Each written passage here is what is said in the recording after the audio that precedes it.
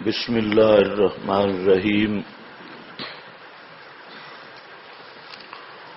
سورۃ البقرہ۔ مثلہم کمثل الذی استوقد نارا۔ اس سے پہلے منافقین کے احوال، ان کی صفات اور ان کی خباثتوں کا ذکر تھا۔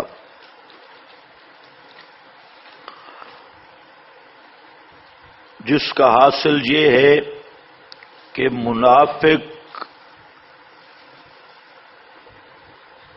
کا ظاہر باطن ایک دوسرے کے مخالف ہوتا ہے، ظاہر اور باطن اور منافق کو منافق کہتی اس لیے ہیں یہ نفق سے ہے، نفقن فی الارض۔ نفق کہتی ہیں چوہے کے سوراخ کو، بل کو۔ تو چوہا جو بل بناتا ہے، سوراخ کرتا ہے زمین میں، تو اس کے دو منہ ہوتے ہیں، ایک طرف سے خطرہ محسوس ہو تو وہ دوسرے منہ سے نکل جاتا ہے۔ تو نفق اسی سرنگ کو کہتی ہیں، اسی سے منافق ماخوذ ہے۔ تو ایک خباثت یہ کہ ظاہر اور باطن کا تضاد،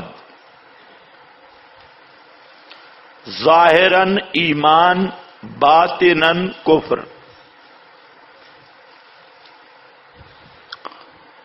دوسری خباثت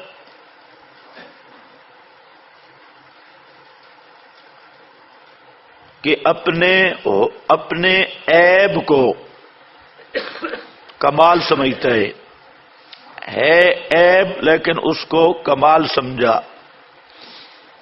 تیسری خباثت اہل کمال کے کمال کو عیب سمجھتا ہے۔ صحابہ اہل کمال تھے تو وہ ان کے کمال کو صفا اور عیب سمجھ رہا ہے۔ اور تیسری خباثت کافروں کے ساتھ جوڑ پیدا کرنا، مشرکین، مبتدئین، ان کے ساتھ جوڑ اور اس کو سیاست کا نام دینا، یہ بھی منافقین کی خباثت۔ اور نمبر 5 CID، مومنین کے راز کافروں تک پہنچانا، یہ CID ڈیوٹی۔ حضرت شیخ القرآن رحمہ اللہ اس کا پنجابی میں معنی کرتے لائی ٹکرائی، لائی ٹکرائی۔ کچھ بات ادھر سے لی، اوپر حاشیہ لگایا اور زبردست حاشیہ لگا کر دوسروں تک پہنچائی، لائی ٹکرائی۔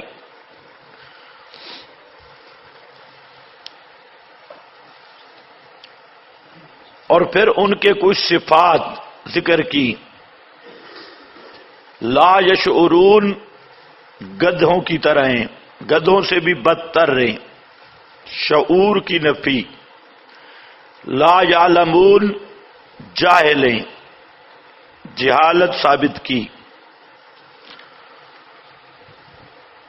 فی طغیانہم یعمہون، دل کے اندھے ہیں۔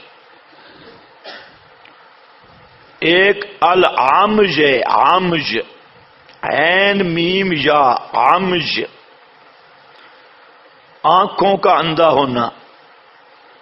اور ایک عین میم ہا، ام، دل کا اندھا ہونا۔ ان کے دل کے اندھے ہیں، کور دل شدہ اندھ۔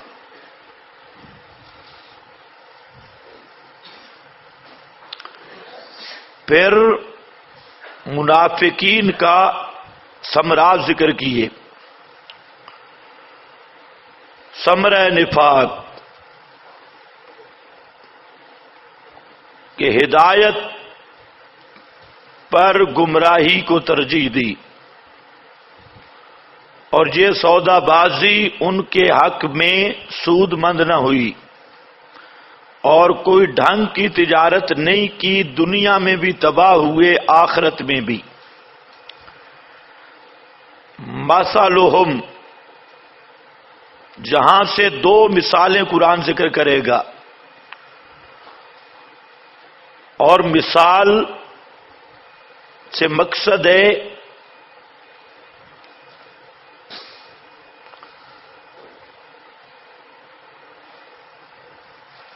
کہ ان کے آواز ذہن میں بیٹھ جائیں. جہاں ذرا آپ دیکھیں مثلہم میں یہاں ایک مثال ہے لا یرجعون تک، اور دوسری مثال ہے او کسیبن، کسیبن سے آگے تک جا رہی ہے، بأبصارہم تک. یہ دو مثالیں ہیں. ان دو مثالوں میں عامت المفسرین فرماتے ہیں کہ دونوں مثالیں منافقین کی ہیں، اور منافقین کی دو قسمیں تھیں. ایک خالص پیور منافق، کٹر منافق، سخت منافق، اور دوسرے کچے منافق، متردد، جیسے آج کے روشن خیال، شکوک و شبہات کا شکار. متردد منافق. تو پہلی مثال پکے منافقوں کی ہے، اور دوسری متردد منافقین کی. لیکن حضرت مولانا حسین علی رحمہ اللہ فرماتے ہیں نہیں، پہلی مثال ہے کافروں کی. ان الذین کفروا، تین جماعتوں کا ذکر ہے. مومن تو ماننے والے ہیں، ان کی مثال کی ضرورت ہی نہیں، اس لیے متقین کی مثال نہیں پیش کی. دو گروہ کافر اور منافق. تو پہلی مثال کافروں کی ہے اور دوسری مثال منافقین کی ہے.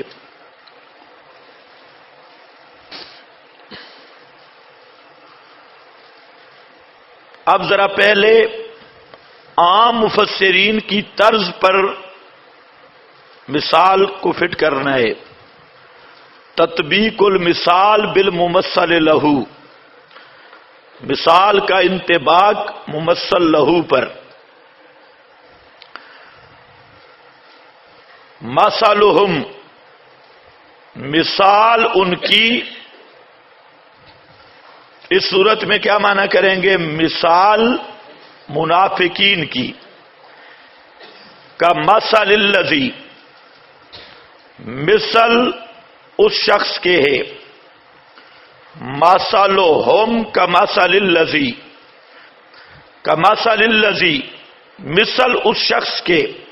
تو الذی کو بے معنی الذین لیں گے، بے معنی الذین. استوقدا،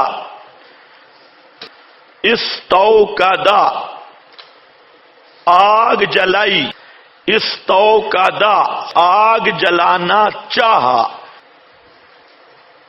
فلما، پس جب اضاءت روشن کیا، فلما اضاءت جب روشن کیا اس آگ نے ماحولہ ان کے اس کے ماحول کو، اس کے ارد گرد کو.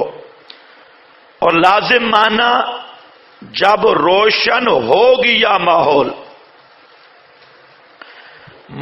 روشن ہو گیا، یا آگ نے ماحول کو روشن کیا، یہ متعدی معنی. ذہب اللہ بنورہم، لے گیا اللہ ان کے نور کو. وترکہم فی ظلمات، اور چھوڑ دیا ان کو بیچ اندھیروں کے. لا یبصرون، نہیں دیکھتے. صمٌ، گونگے ہیں. صمٌ، بہرے ہیں. بکمٌ، گونگے ہیں. عمج، اندھے ہیں.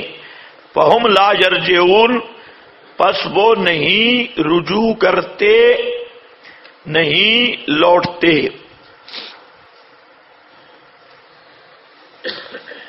مثلہم، مثال ان منافقوں کی،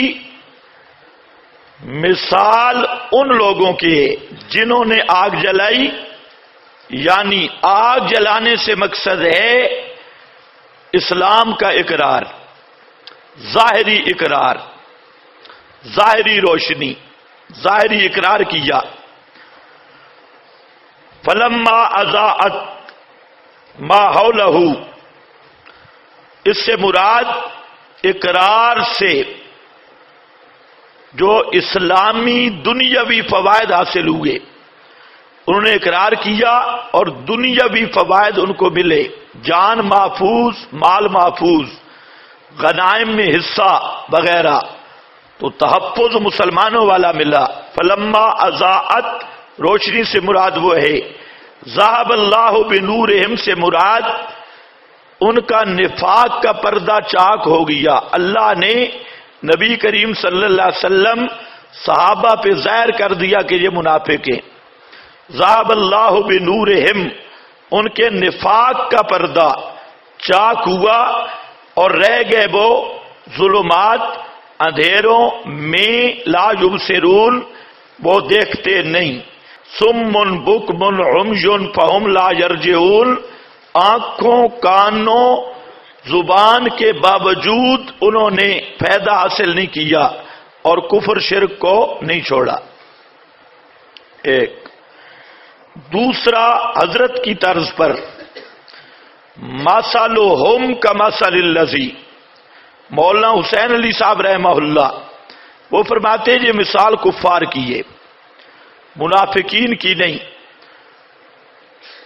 اور اس کی وجہ فرماتے ہیں پیچھے ذرا دیکھیں. ختم اللہ علی قلوبہم، یہ جو ختم اللہ علی قلوبہم ہے وہ وہی تعبیر ہے سمن بکمن عمجن، اور وہاں ہے لا یؤمنون، یہاں لا یرجعون. تو یہ لگ رہی ہے پیچھے کس کے ساتھ؟ کافروں کے ساتھ. وہاں پر ختم اللہ، وہاں پر بھی تینوں اسباب ہدایت کے مسدود کر دیے، تینوں راستے غور و فکر والا، سن کر مسئلہ ماننا، دیکھ کر عبرت حاصل کرنا، یہ وہاں پر بھی مفقود بتائے. یہاں پر بھی وہی چیزیں آئیں، سمن بکمن عمجن، اور وہاں لا یؤمنون، جہاں لا یرجعون. اس لیے اس قرینہ سے حضرت فرماتے ہیں یہ مثال ہے کافروں کی. اب اس صورت میں ذرا معنی پر غور کریں. مثلہم، مثال ان کی، تو یہ تشبیہ القصہ بالقصہ ہوگی. قصہ کو قصہ کے ساتھ تشبیہ دیں گے. ابن کثیر نے بھی لکھا. اب دیکھیں، مثل الذی سے مراد نبی کریم صلی اللہ علیہ وسلم ہے.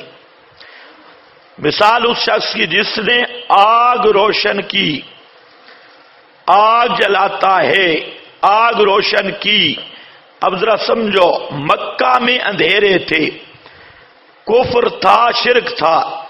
نبی کریم صلی اللہ علیہ وسلم آئے، آپ نے آگ روشن کی، یعنی قرآن بیان کیا،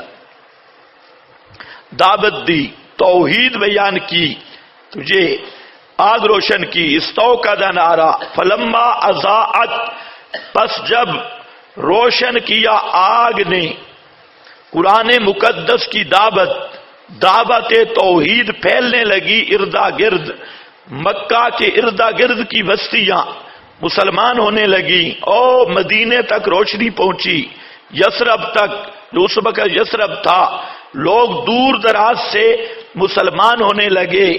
ذہب اللہ بنورہم، مکہ والوں نے اس روشنی سے فائدہ نہیں اٹھایا، تو اللہ رب العزت نے نبی کریم صلی اللہ علیہ وسلم کو ہجرت کا حکم دیا، اور آپ مکہ سے مدینہ تشریف لے گئے، تو وہ جو آگ روشن تھی مکہ میں دعوت محمدی کی اور بیان قرآن والی آگ اور روشنی، ذہب اللہ بنورہم، اللہ نے وہ نور ختم کر دیا، آپ ہجرت کر کے مدینہ چلے گئے، وَتَرَكَهُمْ فِي ظُلُمَاتٍ، اور چھوڑ دیا ان کو کفر اور شرک کے اندھیروں میں، اسی طرح وہ کفر شرک میں رہے، نہیں دیکھتے، وَصُمٌّ بُكْمٌ، کہ بہرے ہیں، گونگے ہیں، عمجن، یعنی ان کے ہدایت حاصل کرنے کے تمام طرق مسدود ہو گئے، فہم لا یرجعون، بس وہ ایمان نہیں لاتے،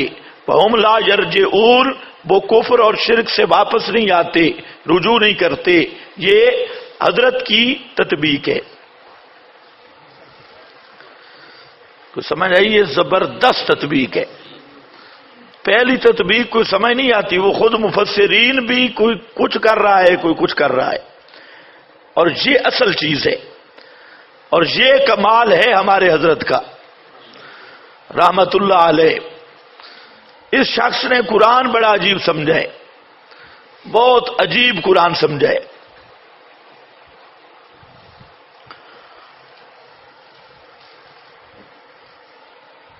اس لیے یہ جو فہم قرآن ہے نا، یہ اللہ کا سب سے بڑا انعام ہے۔ قل بفضل اللہ و برحمتہ بالقرآن و فہمہ، رحمت فہمی، قرآن اور قرآن کا فہم، بس جی یہ ہو گیا۔